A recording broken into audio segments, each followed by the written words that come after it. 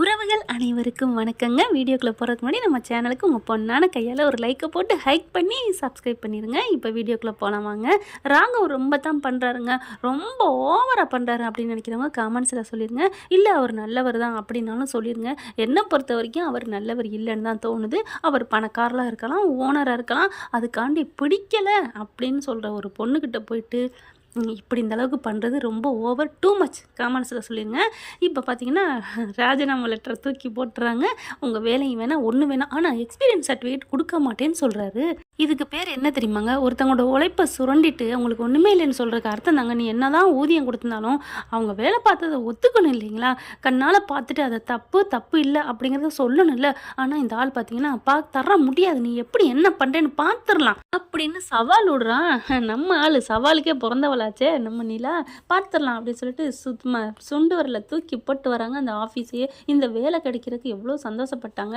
என்னங்க என்னதான் வேலை, அது இது பணம், காசு பணம் எது இருந்தாலும் சரிங்க, சொத்து சுகம் எதுவுமே தேவையில்லை. தன்மானங்கிறது ஒன்று முக்கியம் இல்லைங்க. அதை இழந்துட்டு என்னங்க வாழ்க்கை? அதை கரெக்டாக தான் நடந்துக்கிறாங்க. ஆனால் ஐயனார் வீட்டில் இருக்கிறத அவங்க பெருமையாக நினைக்கிறாங்க. சண்டை போட்டாலும் சரி, சோழனை பிடிக்கலன்னு சொன்னாலும் சரி, அதை அவங்க கௌரவமாக பெருமையாக நினைக்கிறாங்க. அதனால தான் அந்த ஓட்டை வீட்டுக்குள்ளோட இருக்கிறாங்க. இப்போ ஒரு மாதிரியாக சோகமாகறாங்க. வீட்டுக்கு நேராக போகிறதா போகலைன்னு ஒரே டவுட்டோட வந்துடுறாங்கன்னு வைங்களேன். என்னங்கடா ஆளாளுக்கு சோகமாக இருக்கீங்க அப்படின்னு சோழன் வராரு. இங்கிட்டு பாண்டி வந்து பொண்டாட்டி ஃபோன் எடுக்கலை, அதாவது வானதி ஃபோன் எடுக்கலைன்னு இவங்க கோவத்தில் இருக்காங்க. அங்கிட்டு பார்த்தீங்கன்னா கோவத்தில் என்ன, சோகத்தில். இங்கே நிலா வந்து சோகத்தில் இல்லைங்க, கோவத்தில் இருக்கிறாங்க. ரொம்ப பண்ணிட்டானே இந்த ராகவ் அப்படின்ட்டு பார்க்குறாரு. என்னப்பா அப்படின்னு நடேசன் இப்போல்லாம் நல்லா பேச ஆரம்பிச்சிட்டாரு வீட்டோட. ஒன்றும் இல்லை மாமா, ஒன்றும் இல்லை, சும்மா தான் அப்படிங்கிறாங்க. என்னப்பா வேலையிலேருந்து பாதியில் வந்துட்டேன்? ஒன்றும் இல்லை அப்படிங்கல. என்ன வேறு ஏதாவது பிரச்சனையா சொல்லுப்பா, போய் வண்டி கட்டி அடிச்சுட்டு வந்துடுவான். ஐயோ அங்கிள் அதெல்லாம் ஒன்றும் இல்லை. சேரன் வராங்க. வா என்னப்பா எதுவும் பிரச்சனையா? ஒன்றும் இல்லைண்ணா அப்படிங்கிறாங்க. எல்லாம் பிரச்சனை பண்ணது பூரா நீ தான் அப்படின்னு மனசில் நினைக்கிறாங்க. ஏன்னா இவர் மட்டும் சொல்லேன்னா அவன் ரொம்ப ஆணித்தரமாக பேச மாட்டான்ல, இன்னொருத்தனோட மனைவின்னு விட்டு அடங்கி இருந்திருப்பான். இவர் தான் தூண்டுதலாக எல்லாத்தையும் பண்ணிட்டு வந்துட்டாரு. சேர ஒன்றும் இல்லைண்ணே எல்லாத்தையும் சொல்லி சமாளிக்கிறாங்க. பல்லவனு என்ன நீ அப்படிங்கிறாங்க. ஒன்றும் இல்லை அப்படிங்கிறாங்க. என்ன பல்லவா நீ வீட்டில் இருக்கிற, காலேஜ் போகலையா அப்படின்னு கேட்க, இல்லை நீ லீவு தான், பாதி நாள் லீவு அப்படிங்கிறாங்க. ஓ அப்படியா அப்படிங்கிறாங்க. அவர் நம்ம காயும் மேடத்தோட கடலை போடுறதுக்கே நேரம் பத்தலை. கடை வாங்கி, அதாவது அண்ணங்கிட்ட பரிச்சை இருக்குது அந்த இருக்குன்னு காசு 2000 வாங்கிட்டு போய் அடிக்கிறாரு பார்த்தீங்களா பாட்டு. சரியான காதல் வந்துட்டு எல்லாத்தையும் மாற்றும் போல இருக்கு. அப்பா என்னென்ன பண்ணுது அடே பல்லவா. இப்போ கூட பாருங்கள் அவங்கள பார்க்குறக்கானே லீவு போட்டிருக்காரு. ஆனால் லீவு அப்படிங்கிறாங்க. ஆனால் சோழன் தாங்க கரெக்டாக கண்டுபிடிக்கிறாரு. என்ஜாய் பண்ணு நம்மளோடன்னு பேசுகிறதுனால எல்லார் கண்ணுக்கும் பொல்லாதவனா கெட்டவனா தெரியணும். அவங்க கமுக்கமாக அமைக்கி வேலை பார்த்துட்டு போயிடுறாங்க அப்படின்னு நினைக்கிறாங்க. இப்போ நிலா வந்து சோகமாக இருக்கிறாங்க. சேரன் கேட்டு யார் கேட்டுன்னு சொல்லலை, அந்த மாமனார்ட்ட மட்டும் கொஞ்சம் லைட்டாக சொல்கிறாங்க இங்கே நடந்ததை. என்ன நான் வேலையை விட்டுட்டு வந்துட்டேன் அப்படிங்கிறாங்க. சூப்பர் அப்படின்னு என்னமோ அப்படி வானத்தில் பறக்கிறார் சோழன். அண்ணே என்ன இல்லைடா உன் அண்ணி சொன்னதை கேட்டியா? என்ன வேலையை விட்டேன்னு சொன்னாங்க, அது உனக்கு ஒரு சந்தோஷமானே? சந்தோஷம் இல்லையா?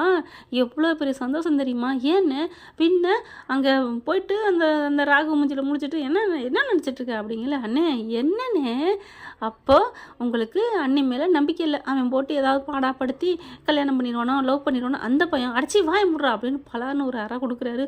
அண்ணே என்னண்ணே பொசுக்குன்னு அடிச்சுவிட்டேன். நான் எங்கடா உன்னை அடித்தேன்? இப்போ தான் அடிச்சியே, என்ன பண்ணேன்? அரைஞ்சேன். ஆமாம் அரைஞ்சேன்னு சொல்லணும், அடிச்சேன்னு சொல்கிறேன். அண்ணே அதுக்கு இதுக்கு என்னென்ன வித்தியாசம்?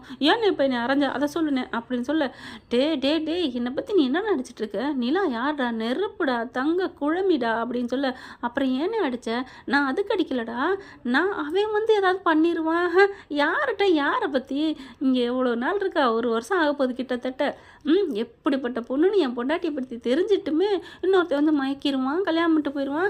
அப்படி என்ன என் பொண்டாட்டி என்ன இவன் நினச்சிக்கிட்டியாடா? என்ன நினச்சிட்டு இருக்க நிலாவை? அந்த வாகனத்தில் இருக்க நிலா கூட கலங்க இருக்குன்னு சொல்லலாம்டா. ஏன் நிலா? ஐயோ அண்ணே போதுண்ணே, இப்படி என்ன சொல்ல வந்தது சொல்லுன்னு, என்னால் தாங்க முடியலை. விட்டா அளக்குறியே, சரி விடு. என் நிலாவை பற்றி அளக்க முடியும், எவ்வளோ வேணாலும் அளக்கலாம். உனக்கு நம்பிக்கை இருக்கா இல்லையா அவன் மேலே? அப்படிங்கல. அதெல்லாம் கரெக்டு தானே. இப்போ என்ன சொல்ல வரீங்க? நான் சொல்ல வர்றது என்னென்னா, என் பொண்டாட்டி அவ்வளவே அந்த ஆஃபீஸே வேணான்னு தூக்கி எரிஞ்சிட்டு வந்துட்டா நிம்மதியாக இருப்பாடா. வேற எங்கேயோ வேலைக்கு சேர்ந்துலாம் அவளுக்கு இருக்கிற அழகுக்கும். அண்ணே அழகுக்கு எப்படின்னு வேலை? அட சொல்ல விடுறா. அவகிட்ட இருக்கிற திறமைக்கு திறமைக்கும் படிப்புக்கும் அறிவுக்கும் இந்த கம்பெனி என்ன இதை விட பெரிய கம்பெனி அவளுக்கு கிடைக்கின்றா இவன் நினச்சிட்டு இருக்கானா? இவன் எக்ஸ்பீரியன்ஸ் சர்டிஃபிகேட் கொடுக்கலன்னா என் பொண்டாட்டிக்கு என்ன எதுவுமே கிடைக்காதா? இவன் கம்பெனிக்கு போனாலே அதை எப்படி எந்த எக்ஸ்பீரியன்ஸு கொடுத்தான் அதே மாதிரி எல்லா இதுலையும் கொடுப்பாங்க. உண்மையை சொல்லி கேட்டுட்டு போகிறான். இந்த மாதிரி பண்ணால் வேலையை விட்டுட்டோம், அவன் எக்ஸ்பீரியன்ஸ் சர்டிஃபிகேட் கொடுக்கல, எனக்கு கொடுக்குறியா? கொடுத்தா உன் கம்பெனி பெருசாகும், இல்லைன்னா உனக்கு தான் நட்டம் அப்படின்னு நானும் என் நிலாவும் கேட்போம். நீங்கள் போய் கேட்பீங்க, ஆமாடா இதில் என்னடா இருக்குது, நான் அதைத்தாண்டா சொல்ல வந்தேன், நீ அதை விட்டுட்டு என்னமோ நான் சந்தேகப்பட்டேன் என் நாக்கு அழிகிறாரு, அடிச்சேன்னு அண்ணே அடித்தது வரைக்கும் போதுண்ணே அப்படிங்கிறாங்க. என் நிலா தூய்மையானவ பரிசுத்தமானவ, அவங்ககிட்ட கொடுமை அனுபவிக்காமல் வந்துட்டா, அந்த இதுக்கு தாண்டா சிரிச்சேன் கேனப்பலை அப்படிங்கிறாங்க. அப்படியே எல்லாத்தையும் கேட்குறாங்க. மாமனாரும் மருமகளும் அப்படியே பார்த்தோன்னே உன் மேலே உசுராக இருக்கேம்மா, பார்த்து புரிஞ்சுக்கோ, உன்னை நான் கட்டாயப்படுத்த முடியாதும்மா, ஏன்னா அது தப்பு அப்படின்ட்டு போகிறாரு. நினச்சி பார்க்குறாங்க.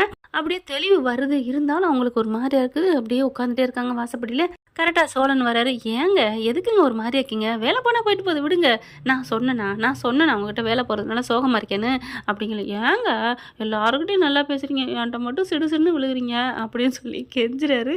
சிரிப்பு வந்துடுது. சிரிச்சிட்டிங்க அப்படிங்கல. பின்ன என்ன சோழா காமெடி பண்ணிட்டு இருக்காம போங்க, எனக்கே தலை வலிக்குது. அப்போ இருங்க நான் காஃபி போட்டு கொண்டு வரேன். ஐயோ சோழா அதெல்லாம் வேணாம் ப்ளீஸுங்க, இந்த இடத்துல ஒரு மனசு எப்படி இருக்குன்னு எனக்கு தாங்க தெரியும். என் லைசன்ஸை பிடிங்கிட்டு 1 மாதம் கார் ஓட்டாமல் இருந்தேன்னு நான் எவ்வளோ வேதனைப்பட்டேன் தெரியுமா அப்படின்னு சொல்ல. ஹலோ, உங்கள் வேலை போனதுக்கும் என் வேலை போனதுக்கும் என்ன ரெண்டையும் முடிச்சு போகிறீங்களா? அதுக்கும் வித்தியாசம் இருக்குது தெரியுமா? தெரியும், அது ஒன்றும் இல்லை, சொல்ல வந்தேங்க. அந்த சேம் ஃபீலிங் வேலை இல்லாமல் இருக்கிறோம்ல, நான் அதை சொன்னேங்க. நான் வேலையை விட்டு வந்தேன், உங்களை பிடுங்கிட்டு விட்டாங்க தெரியும்ல, சரி விடுங்க, அசிங்கப்பட்டான் நான் போய் காஃபி கொண்டு வரேன் அப்படின்னு போகிறாரா, ஓடிடுறாரு. அப்படியே பார்த்து சிரிக்கிறாங்க. காஃபியை போடுறாரு. சரின்னு விடுப்பா நம்ம பார்த்துக்குறோம் அண்ணே, நான் அதை பற்றிலாம் கவலைப்படலைண்ணே. அப்புறம் ஏன்ப்பா ஒரு மாதிரி இருக்க? இல்லை இப்படி இல்லாமல் இருப்பாங்க ஒரு ஆண்கள். இப்போ சோழனை பாருங்கள், எவ்வளோ 1 வருஷம் ஆகுது என்னை லவ் பண்ணுறேன்னு சொல்லிட்டு அவ்வளோ ஆசையாக நினைக்கிறாரு. ஆனாலும் என்னை கொஞ்சமாவது அத்துமீறி நடந்திருப்பாரா? தாலி கட்டின பொண்டாட்டி தானே, என்னைக்காவது என்னிட்ட தப்பாக பார்த்துருப்பாரா, தப்பாக நடந்திருப்பாரா? இந்த ராகவ் ஏன் இப்படி? ஆண்களில் ஒரு சிலர் நல்லவங்களும் இருக்காங்க, கெட்டவங்களும் இருக்காங்க அப்படி சொல்லி விடுப்பா, அதனால் என்னப்பா பண்ணுறது அப்படின்னு சொல்லிட்டு போகிறாங்க. சரி போங்கண்ணே, நான் ஒன்றும் பிரச்சனை இல்லை, எனக்கு ஒரு மாதிரியாக இருக்குது, நான் உட்காந்துருக்கேன் அப்படின்னு சொல்லிட்டு இருக்காங்க. அப்படியே ஒரு மாதிரியாக சோகமாக அப்படியே செல்லை பார்க்குறாரு. அப்படி கண்ணை மூடுறாங்க. அப்புறம் செல்லை பார்க்குறாங்க நிலா. அவங்க வாழ்க்கையில் அம்மா அப்பாவோட வளர்ந்தது எல்லாத்தையும் நினச்சிட்டு இருக்கல, இவர் காஃபி போட்டு கொண்டு வராருங்க. கொண்டு வந்த மனுஷன் பார்த்தீங்கன்னா அவர் தண்ணியை தூக்கிட்டு போயிட்டும் புழிஞ்சுக்கிட்டும் துவைச்சிக்கிட்டும் சேரன் திரிகிறாரு. வாசல்லாம் கொஞ்சம் அங்கங்கே தண்ணி கொட்டி கிடக்கு. இவர் காஃபி கொண்டுக்கிட்டு வராங்க. அவங்கவுங்க வேலையை பார்த்துட்டு இருக்காங்க. வரும்போது பார்த்தீங்கன்னா கரெக்டாக அங்கே ஒரு வந்துடுதுங்க. ஏற்கனவே வந்துச்சு பார்த்தீங்களா பாம்பு, அது கரெக்டாக நம்ம நிலா கிட்ட நிற்கிது. நிலா அப்படின்னு சொல்லிட்டு பாம்பு அப்படிங்கிறாங்க. எங்கே அப்படின்னு திரும்ப அப்படியே உயிர் போகுதுங்க இவங்களுக்கு. நிலாவுக்கு பாம்பு பட்டார்னு போகும்போது அப்படியே நிலாவை தூக்கிடுறாரு. தூக்கிட்டு இவர் விழுந்துடுறாரு. தூக்குறதுல அப்படி கையை ஒரு காலு லைட்டாக அடிபட்டு கீழே விழுந்துடுறாரு. தண்ணி ஊற்றி கிடந்ததுனால வலிக்கி விட்டு விழுக பாம்பு பார்த்தீங்கன்னா அது பாட்டுக்கு போயிடுதுங்க. அப்படியே உசுறு போக நிற்கிறாங்க. நிலாவை காப்பாத்துறாரு. ஆனால் இவங்க மாப்பிள்ளையோட கை காலதே போயிடுது. அதுக்கப்புறம் ஐயோ என்னாச்சு சோழா அப்படிங்கிறாங்க. எங்க பார்த்து வரணும், அவர் கொண்டு அந்த காஃபி வேற கொட்டிடுது. அதில் வேற பார்த்தீங்கன்னா கையில் கொஞ்சம் வெந்துருது. அவரே தனக்கு மேலே ஊற்றிக்கிறாரு அந்த அவங்கள பொண்டாட்டியை காப்பாற்ற போகிற வேகத்தில். அதுக்கப்புறம் பல்லவா சேரணண்ணா அண்ணா மாமா வாங்க அங்கிள் அப்படின்னு சொல்லி கூப்பிட்டு என்னாச்சுமா ஒரே சவுண்டாக இருக்குது. அதுக்கப்புறம் சீக்கிரம் அப்படின்னு சொல்லிட்டு காருக்குள்ள அள்ளி போட்டுட்டு வேகமாக ஹாஸ்பிட்டலுக்கு போகிறாங்க. ஹாஸ்பிட்டலில் போயிட்டு சீக்கிரம் பாருங்கிறாங்க. கை கொஞ்சம் கிராச் ஆகிருக்கு. அந்த காஃபி கொட்டினது எல்லாத்தையும் பார்க்குறாங்க. சரி வெளியே நில்லுங்க அப்படின்னு சொல்லிட்டு எல்லாத்தையும் பார்க்குறாங்க. வைத்தியம் பார்க்குறாங்க. நிலா தவிக்குது. டாக்டர் அவருக்கு என்னாச்சுன்னு பாருங்க, என்ன நடந்துச்சு, அவர் வலிக்கி விட்டு விழுந்துட்டாரு அப்படின்னு சொல்ல பல்லவன் பார்க்குறாங்க. வலிக்கி விட்டு விழுந்தாரு, அவங்கள காப்பாற்றணும் தானே விழுந்தாரு. ஐயோ அது இல்லாமல் அவங்ககிட்ட சொல்லிட்டு இருக்க முடியும், வலிக்கி விழுந்த காரணத்தை சொல்லணும் பல்லவா. என்ன நீ சரிங்க நீ அப்படிங்கிறாங்க. அடுத்து பார்த்தீங்கன்னா எப்படி வலிக்கிட்டு விழுந்தாங்க டாக்டர் அப்படி கேட்ட கையோட பல்லவன் கேட்டாரா நான் இதுக்கு தான் சொன்னேன் முழுசாக சொல்லிருங்கன்னு. டாக்டர்கிட்ட உண்மையை மறைக்கக்கூடாதான், வக்கீல்கிட்டையும் டாக்டர்கிட்டையும் நம்பி வந்துட்டா. அதை தேன் நீ சொன்னேன். சரி விடு டாக்டர், ஒன்றும் இல்லை, என்னை காப்பாற்ற வந்தார், அதில் வலிக்கி விட்டு விழுந்துட்டாரு அப்படின்னு சொல்ல உங்களை எது காப்பாற்ற வரணும்? ஐயே வேணா கதை எழுதுகிற ஆசிரியரா தெளிவாக விடாமல் கேட்குறானே அப்படிங்கல. பாண்டி அவங்க அப்பா என்ன பண்ணாரு, இங்கே பாருங்க டாக்டரே, ஒன்றும் இல்லை, என் மருமகளை ஒரு பாம்பு தீண்ட பார்த்துச்சு, அவன் காப்பாற்றியில் தண்ணி கீழே கிடந்து வலிக்கி விட்டு விழுந்துட்டான், அவ்வளோதான் அப்படிங்கிறாங்க. ஓ அப்படியா, சரி பார்த்துக்கிறேன். அப்புறம் கை வெந்திருக்கு, அது காஃபி போட்டு கொண்டாந்தேன் என் மருமகளுக்கு, அதில் கொட்டி வந்து அந்த சூட பட்டுருச்சு, அவ்வளோதான். ஓ அவ்வளோதானா? ஏன்னா இது போலீஸ் கேஸா என்னன்னு நாங்கள் எழுதணும்ல, விசாரிக்கணும்ல. சார் உயிரை காப்பாற்றுங்க சார் அப்படின்னு சொல்ல, உயிர் போகிற அளவுக்கு ஒன்றும் இல்லையே அப்படிங்கிறாங்க. அதுக்காண்டி இவ்வளோ விசாரிச்சுட்டு இருப்பீங்களா? இல்லைம்மா நீங்கள் இப்படிலாம் தப்பாக நினைக்கக்கூடாது. இந்த காலத்துலாம் பொண்டாட்டிங்க பிடிக்காம புருஷனுக்கு கள்ள தூக்கி போடுறாங்க, காப்பியை கொட்டுறாங்க. இந்த மாதிரி நடந்தால் நான் தெரிஞ்சுக்கணும்ல. அப்பா சாமி தெரியாமல் அவர் விழுந்துட்டாரு அப்படிங்கிறாங்க. என்ன இந்த டாக்டருக்கு படித்தாரா அவர் வக்கீலுக்கு படித்தாரா அப்படின்னு நினைக்கிறாங்க. அதுக்கப்புறம் வெயிட்னு போயிட்டு எல்லாத்தையும் ட்ரீட்மெண்ட் பண்ணுறாங்க. கை கட்டு போட்டுறாங்க. காலுக்கு மட்டும் வந்து எண்ணெய் தேய்ச்சி விட்டா போதும் அப்படிங்கிறாங்க. போதும் விடுங்க அப்படிங்கிறாரு நம்ம சோழன். ஏன் என்னாச்சு? போதுங்க இந்த எண்ணெய் தேய்க்கிறதுலாம் என் பொண்டாட்டி இருப்பா, அவகிட்ட சொல்லுங்கள் ப்ளீஸ் அப்படிங்கிறாங்க. சொல்லிக்கிறேன் விடுங்க அப்படிங்கிறாங்க. எல்லாரும் ஓடி வந்து பார்க்குறாங்க. நிலா மட்டும் கையை பிடிச்சிட்டு அழுகுறாங்க. எனக்காக நீங்கள் எப்படி? ஏன் சோழா நான் என்னங்க பண்ணேன்? சும்மா உங்களை காப்பாற்றினேன், அப்படிலாம் சொல்லாத சோழா, எனக்கு நீ எவ்வளோ பண்ணியிருக்க தெரியுமா அப்படிங்கிறாங்க. புரிஞ்சுக்கிட்டா சரி, வாய் மட்டும்தான் சொல்லுது, மனசை மட்டும் மன்னார்குடியில் அடகு வச்சுட்டு வந்தீங்க போல இருக்கே அப்படின்னு மனசில் நினச்சிக்கிறாங்க. அடுத்து பல்லவன் பாண்டி எல்லாருமே என்னடாச்சு அப்படிங்கிறாங்க. ஒன்றும் இல்லைடா, கை பார்த்தீங்கன்னா நல்லா இதாயிருச்சு, சுடுதண்ணி பட்டு, அதாவது காஃபி பட்டு, நீங்கள் பார்த்து பண்ணிக்கலாம். ஏங்க பாம்பு பார்த்துருக்கும் தெரியுமா, நான் மட்டும் பிடிக்கலன்னா அப்படிங்கிறாங்க. முதல்ல பெருசாக வீடை கட்டணுப்பா, இடிச்சு போட்டு லோனுக்கே நான் வாங்கி அப்படிங்கிறாங்க. எனக்கு ஏதாவது வேலை நிரந்தரமாக கிடைச்சா லோன் வாங்கியிருக்கலாம், அதுவும் போச்சு. அட விடுங்க, அவன் வேலை விட்டு போனதை பற்றி பெருசாக பேசாதீங்க, விட்டுருங்க அப்படிங்கிறாங்க. பல்லவன் பார்க்குறாரு. அண்ணி அப்படின்னு சொல்லிட்டு, என்ன எங்கள் வீடை இடிச்சிட்டு கட்டுற அளவுக்கு உங்களுக்கு அந்தளவுக்கு அப்படிங்க, என்ன அந்தளவுக்கு நல்ல மனசான்னு கேட்க போறியா? சேச்சா அப்படிலாம் இல்லை, சரி அப்படித்தான் அப்படிங்கிறாரு. அப்படியே சோழன் பார்க்குறாங்க. எனக்கு ரொம்ப சந்தோஷமாக இருக்குங்க அடிபட்டது. ஏன் அப்படின்னு கேட்கல. ஏன் அப்படி சொன்னாங்கன்னா, அந்த கையை எடுத்து தன்னோட கையில் வச்சு தடவி கொடுத்துட்டு இருக்காங்க நம்ம நிலா. அதை பார்த்துட்டு தான் சொல்கிறாரா, அதை தெரிஞ்சுக்கிறாங்க நிலா. படக்குன்னு என்ன பண்ணாங்க, கையை தூக்கி கீழே போடுறாங்க. உனக்கு வாய் தானே தண்ணி அப்படிங்கிற மாதிரி பல்லவட்டு பாண்டியன்னு நினைக்கிறாங்க. ஏங்க கையை கீழே போட்டீங்க? பின்ன இப்படிலாம் சொல்லிக்கிட்டு இருந்தீங்கன்னா, நான் ஏதோ அடிபட்டாரே பாவம்னு கொஞ்சம் புண்ணுக்கு மருந்து விடுற மாதிரி ஆறுதலாக தடவி கொடுத்துட்டு இருந்தேன், நீங்கள் ரொம்ப பண்ணுறீங்க அப்படின்ட்டு, மாமா நீங்கள் நீங்களே பார்த்துக்கோங்க நான் வர்றேன் அப்படின்ட்டு போகுது. ஏன்டா நான் என்னடா சொன்னேன், நான் ஒன்றும் சொல்லலடா அப்படிங்கிறாரு சோழன். ஏன்டா எங்கடா போயிட்டா, வீட்டுக்கு போயிட்டாளா அப்படின்னு சொல்ல தெரியலையே அப்படின்னு வெளியில் வராங்க. பார்த்தா அங்கே போய் சாமி கும்பிட்டுட்டு அங்கேருந்து குங்குமம் எடுத்துகிட்டு வந்து விபூதி எடுத்துகிட்டு வந்து வச்சு விட்றாங்க. அன்னைக்கு உன் மேலே காதல் வந்துருச்சுடா, நீ சும்மா இருடா அப்படிங்கிறாங்க. அதுக்கப்புறம் சார் வீட்டுக்கு கூப்பிட்டு போகலாம் சாதாரணதான், ஒன்றும் பிரச்சனை இல்லை, சாதாரணதான், சும்மாவே ஆடுவேன், சலங்கை கட்டி விட்டாச்சு, இப்போ என்னென்ன ஆக்டிங்கை கொடுக்க போகிறேன்னு தெரியலையே அப்படின்னு பாண்டி நினைக்கிறாங்க. சும்மா இருனே அப்படின்ட்டு பல்லவன் சொல்கிறாரு. மெல்ல தூக்கி வண்டியில் உட்கார வைக்கிறாங்க. வெளியில் கார் வரைக்கும் கொண்டாடணும் இல்லையா, ஸ்ட்ரெச்சரில் வச்சு கொண்டு வராங்க. அதில் உட்கார வைக்கிறதுக்குள்ளே ஐயோ அம்மா கால் வலிக்குதே, டே பாண்டி இங்கிட்டு வந்து பிடிடா, டே பல்லவ அப்படிறான் அப்படின்னு வேணுன்னு அமுக்க பல்லவன் என்ன பண்ணுறாரு, அண்ணே பார்த்துனே ஏன் எலும்பு ஒடிய போகுது அப்படின்னு தோள்பட்டையை தூக்குறாரு. அப்போ ஒதுங்கிக்க வரட்டும் என் ஆள். ஓ நான் ஒதுங்கினா உங்கள் ஆள் வருமா? அப்பா நிற்கிறாரு, சேரன் அண்ணா இருக்காரு. என்னண்ணே டேய் அவங்ககிட்டையும் சொல்லுடா, என் பொண்டாட்டி தூக்க சொல்லுடா அப்படின்னு முணங்குறாரு. சரி விடு, நிலா அப்போ ஃபோனில் பேசிக்கிட்டு இருக்காங்க. அப்படிங்கிறார் பல்லவன். சரி அப்படிங்கல சேரன் என்ன பண்ணுறாரு, டக்குன்னு வந்து நம்ம சோழன்ட்ட நிற்க, இது ஒரு மண்ணு முட்டி அண்ணன் இருக்கானே அப்படிங்கல நிலா வந்துடுறாங்க. தூக்கிட்டு வரையில் சேரனுக்கு புரிஞ்சிருது. ஏம்மா அப்படின்னு சொல்லி, என்னாச்சு என்னமோ தெரிலப்பா, காலில் வாயு மாதிரி பிடிச்சிக்கிருச்சு, எனக்கு கொஞ்சம் பிடிப்பா என் தம்பியை அப்படின்னு சொல்ல, என் தெய்வமே அப்படின்னு சோழன் நினைக்கிறாரு. அடாடா சே, எங்கள் அண்ணனை தப்பாக நினச்சிட்டேன், டே சோழா நீலாம் அறிவில்லாதவன்டா, யாரை எப்போ என்ன பேசுறதுன்னே தெரியலன்னு தனக்கு தானே பேசிக்கிறாங்க. அதை பார்க்குறாங்க. என்னாச்சு, யாரை திட்டுறீங்க? ஒன்றும் இல்லைங்க, என் சொந்த கதை, என் சோக கதை, ஒன்றும் இல்லை. என்னங்க ஆச்சு? என்னங்க அப்போ என்னை காப்பாற்றினது உங்களுக்கு சோக கதைங்கிறீங்களா? அப்படி ஐயோ நான் உங்களெல்லாம் ஒன்றும் சொல்லலைங்க, அந்த டாக்டர் தாங்க ரொம்ப பேசிவிட்டாரு, அவரை திட்டிகிட்டு வந்தேன். என்ன பேசினாரு? உன மூஞ்சிக்கெல்லாம் அழகான பொண்டாட்டி கிடச்சிருக்கே அப்படின்னு சொல்லிவிட்டாருங்க. அப்படி சிரிப்பு வருது. ஏங்க சிரிக்கிறீங்க? இல்லை அவர் கரெக்டாக சொல்லியிருக்காரு.